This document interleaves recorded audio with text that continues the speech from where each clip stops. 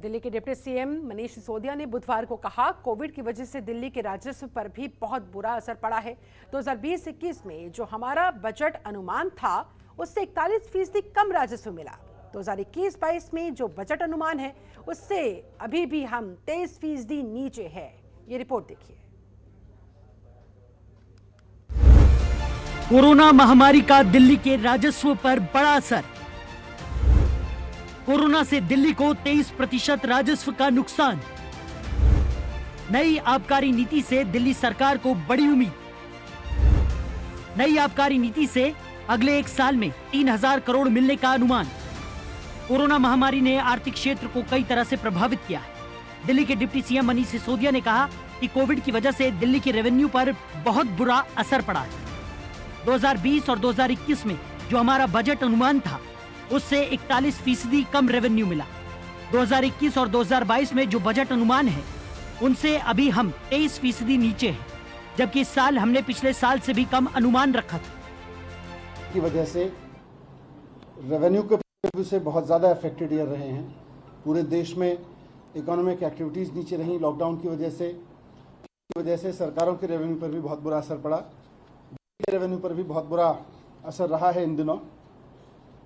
2020-21 को देखें पिछले साल, तो जो हमारा बजट एस्टिमेट था उससे हमें 41% रेवेन्यू कम मिला।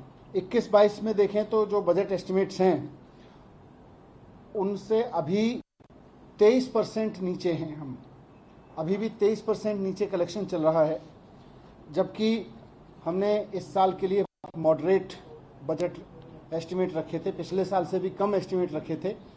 उसमें भी 23% नीचे चल रहा है टैक्स कलेक्शन, जितना अभी तक होना चाहिए था उसके मुकाबले।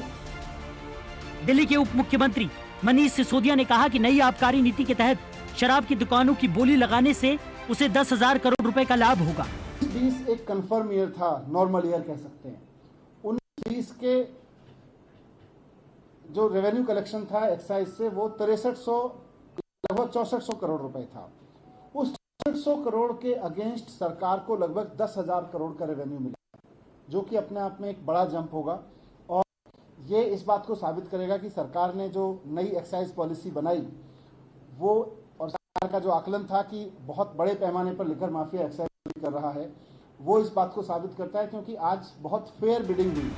डिप्टी सीएम ने कहा कि सरकार ने सैलरी और कोविड संबंधित खर्चों को छोड़कर सभी खर्चों पर अंकुश लगा रखा है।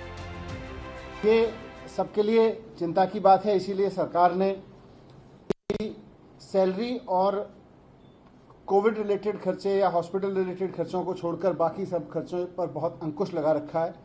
बहुत ही रोक के खर्चा सरकार कर जहां भी खर्चा हो रहा है।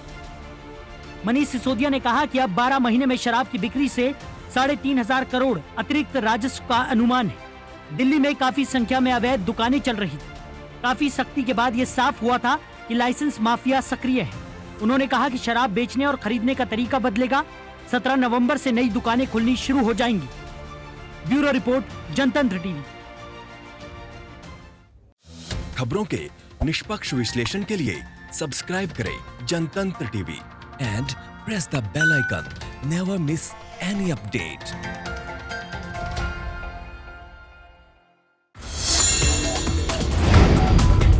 Download the Janatantra TV app, available on Google Play and App Store. Download it now.